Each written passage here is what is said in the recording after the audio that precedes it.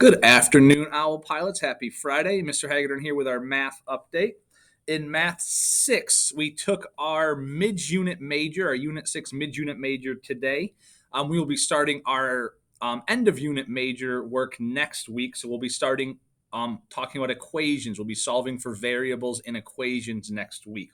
All right, in Math 6 Plus, we're going to finish up our percentage and ratio unit, and then we will be doing our study guide and practice problems. Right now, that test is scheduled for Friday, but it's probably going to get pushed back because we're moving a little slower than I had expected. So we'll probably be taking that test Monday or Tuesday the following week. All right, have a great weekend. I will see everybody on Monday.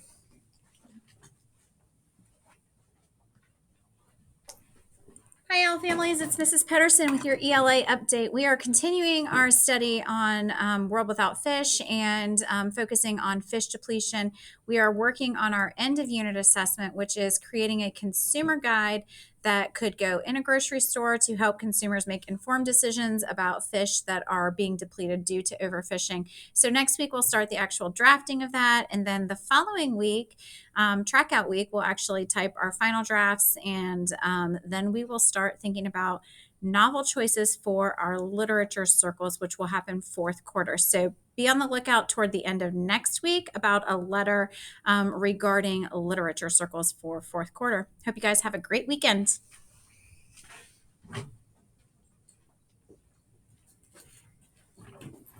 Hello, Owls, Mr. O. It's kind of weird not doing this without a mask on. They actually get to see our faces.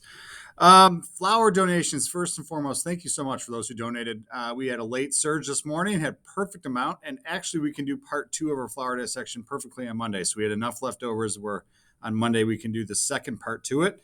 So thank you for that. Kids enjoyed dissecting them. Some of them might come home with some stained hands from that pollen, which was kind of interesting.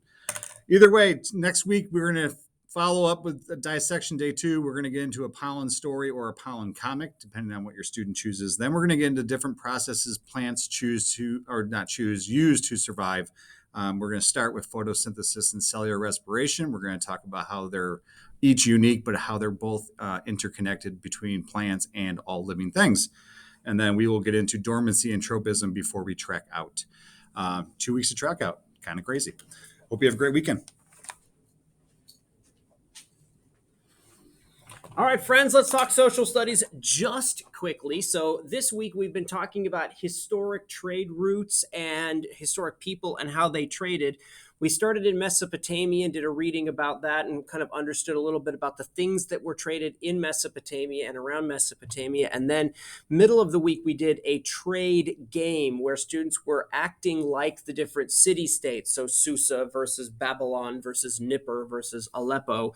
And they each had different little cards of the natural resources that they would have in that region. And then they had to trade going down this leveling system, trying to develop their civilization from irrigation of crops to animal domestication to city building to walls to warfare, all the way down. And they were trading. What it illustrates for the students is supply and demand.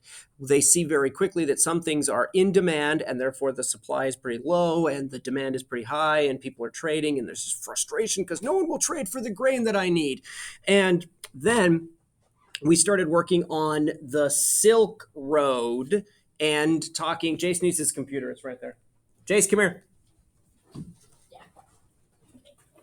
Wave at the video. There's Jace. Here's his computer.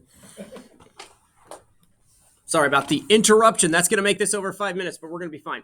Then we talked a little bit about the Silk Road. And so we were talking about what the Silk Road was. We were doing some readings around the Silk Road. We were working on that again today. And on Monday, we're going to do another simulation on the Silk Road. This time, the students are going to take on the role of a trader, and they're going to try to make a whole bunch of money along the Silk Road. When we're finished with that, we're going to head into West Africa and talk about the gold and salt trade. We're going to talk about Mansa Musa, who was possibly one of the richest human beings to ever live, and yet most of us don't know who that man was. So there are 2 things that are kind of hanging over students' heads right now. Most of them should have finished it in class today.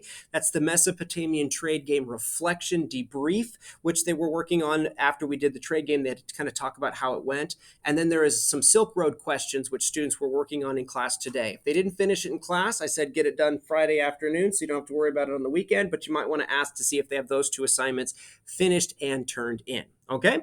So if you have any questions or any concerns, let us know. If not, have a lovely weekend, and we'll see you next week.